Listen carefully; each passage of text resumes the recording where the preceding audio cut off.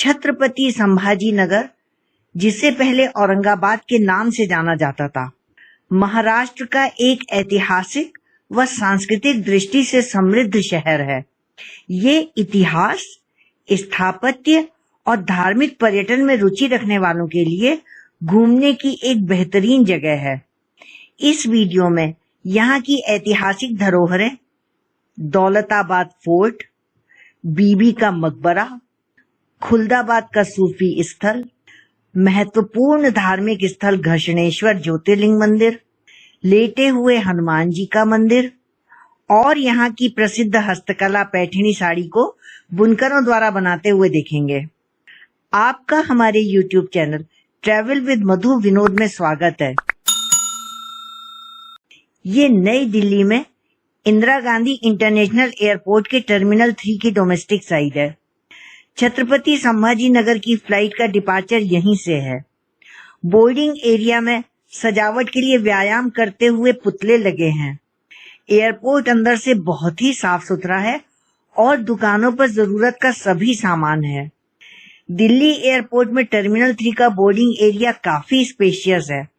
Gets तक आने जाने के लिए ट्रेवलेटर्स हैं। दिल्ली से संभाजी नगर का फ्लाइट ड्यूरेशन 2 घंटे का है। फ्लाइट से सनसेट बहुत ही सुंदर दिख रहा है।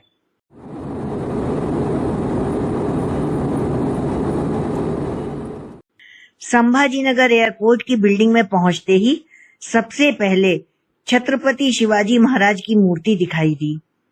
भगवान बुद्ध की धरती होने के कारण संभाजी नगर एयरपोर्ट पर भगवान बुद्ध की भी फोटो लगी है। संभाजी नगर एयरपोर्ट छोटा और साफ सुथरा है। छत्रपति संभाजी नगर में रुकने के लिए एयरपोर्ट के नजदीक ही एक होटल में पहुंच गए। होटल का रूम अच्छा है।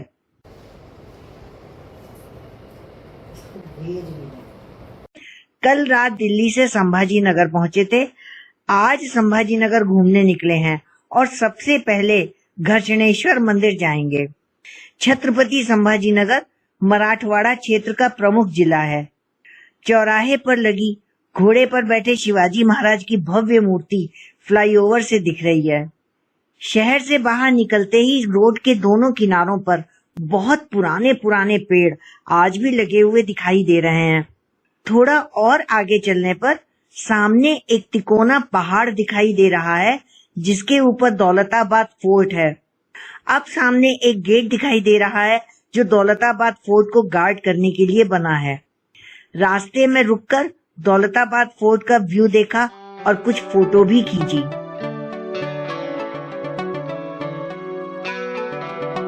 अब घर्षणेश्वर मंदिर के लिए चल दिए। हिंदू धर्म में पुराणों के अनुसार शिव जी जहां जहां स्वयं प्रकट हुए, उन 12 स्थानों पर स्थित शिवलिंगों को ज्योतिर्लिंग के रूप में पूजा जाता है। छत्रपति संभाजी नगर में प्रसिद्ध एलोरा केव्स हैं और केव्स के पास ही घर्षणेश्वर ज्योतिर्लिंग मंदिर है। घर्षणेश्वर मंदिर में भगवान शिव का 12वां और आखिरी ज्योतिर्लिंग स्थापित है। घर्षणेश्वर मंदिर का आर्किटेक्चर एक मराठा टेम्पल जैसा है। इसमें 5 शिखर हैं। मुख्य शिखर के ऊपर एक कलश लगा हुआ है। घर्षणेश्वर मंदिर जाने के रास्ते में यहाँ के बाजार से गुजर रहे हैं। दुकानों पर पूजा सामग्री बिक रही है और मोबाइल रखने के लॉकर दिखाई दे रहे हैं, क्योंकि मंदिर के अंदर कैमरा व मोबाइल ले जाना मना है। ये घर्षणेश्वर मंदिर का प्रवेश द्वार है। घर्षणेश्वर मंदिर में सावन के महीने और शिवरात्रि में शिव भक्तों की अपार भीड़ होती है। शिव जी के इस ज्योतिर्लिंग का दर्शन करने के लिए सभी पुरुषों को टी-शर्ट, कमीज, बनियान उतार कर ही जाना होता है। महिलाओं के लिए ऐसा कुछ नहीं है। ये ज्योतिर्लिंग लगभग 3000 साल पुराना माना जाता है और ये एकमात्र ऐसा ज्योतिर्लिंग है जहां भक्त अपने हाथों से शिवलिंग को छू सकते हैं। इस ज्योतिर्लिंग के नजदीक बने सरोवर को शिवालय कहा जाता है। घर्षणेश्वर मंदिर लाल पत्थरों से बना है और इसका आकार 240 फीट लंबा और 85 फीट चौड़ा है। घर्षणेश्वर ज्योतिर्लिंग मंदिर में दर्शन करने के बाद मन में यह विचार लिए कि भगवान शिव की कृपा हमेशा हम पर बनी रहे। अगले दर्शनीय स्थल देखने के लिए चल दिए। अब हम दौलताबाद फोर्ट में आ गए हैं। ये फोर्ट औरंगाबाद से 23 किलोमीटर दूर एलोरा केव्स जाने के रास्ते में दौलताबाद विलेज के नजदीक है। दौलताबाद फोर्ट का पुराना नाम देवगिरी था। इस फोर्ट को यादव राजवंश के राजा द्वारा 1187 में बनवाया गया था। ये फोर्ट 200 मीटर ऊंचे तिकोने आकार के पहाड़ की चोटी पर है। मुस्लिम शासक मोहम्मद बिन तुगलक ने इस किले का नाम बदलकर दौलताबाद रखा था। दौलताबाद फोर्ट एक हिस्टोरिक फोर्ट है क्योंकि यह फोर्ट डेक्कन राजनीति का सदैव ही केंद्र रहा, जहां पर सबसे पहले 1308 में मुस्लिम शासक अलाउद्दीन खिलजी ने कब्जा किया। फिर 1327 में मुस्लिम शासक मोहम्मद बिन तुगलक रहा।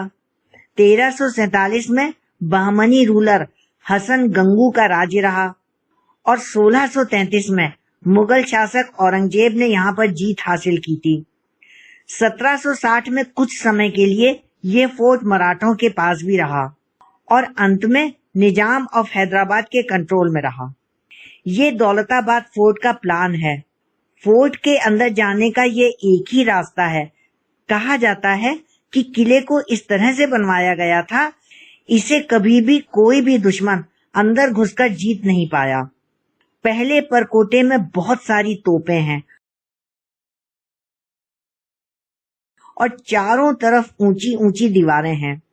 अंदर जाने पर कई गेट पड़ते हैं, पर वे सभी एक सीध में न होकर मोड़ देकर बने हुए हैं ताकि दुश्मन सेना तेजी से फोर्ट में न घुस सके।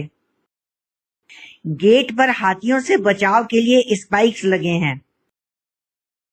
किले के अंदर ऊपर जाने के रास्ते में एक 60 मीटर ऊंची मीनार है। ये दिल्ली की कुतुब मीनार की तरह बनी है। इसे चांद मीनार या टावर ऑफ द मून कहते हैं।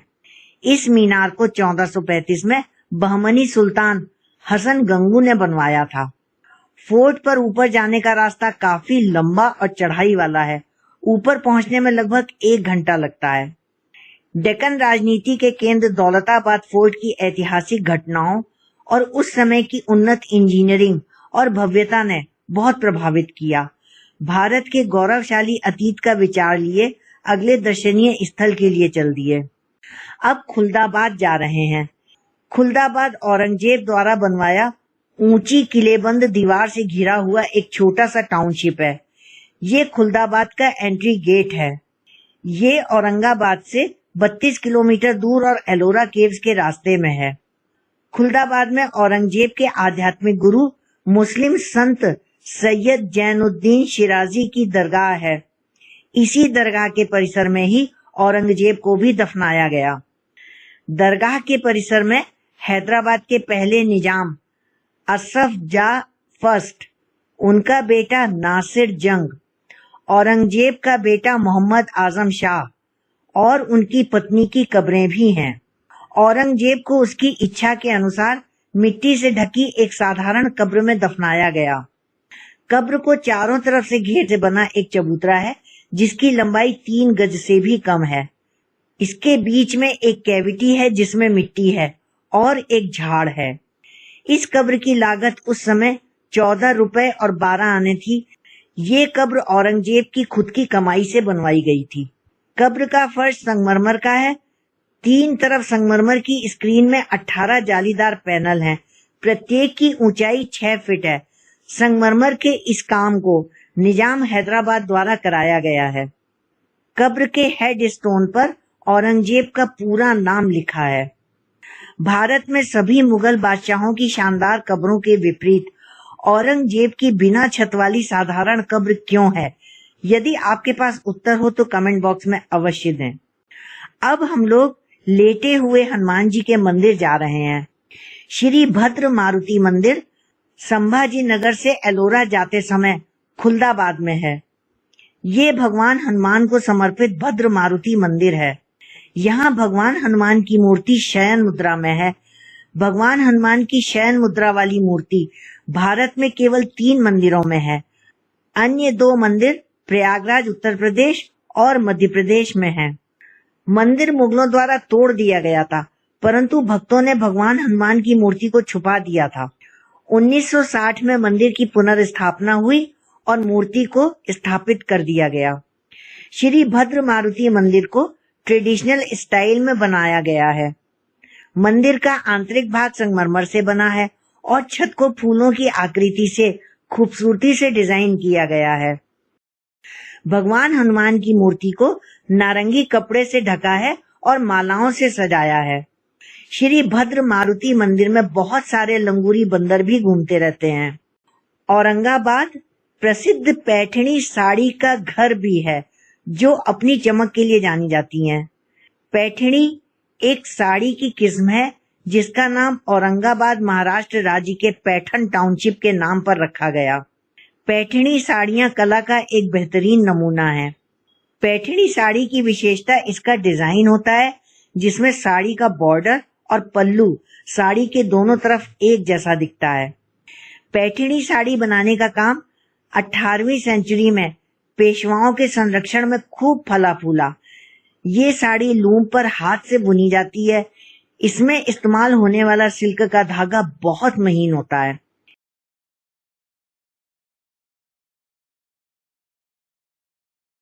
एक और अन्य प्रकार की हिमरू साड़ी प्योर गोल्डन और सिल्वर थ्रेड्स से रॉयल फैमिलीज के लिए बनाई जाती थी।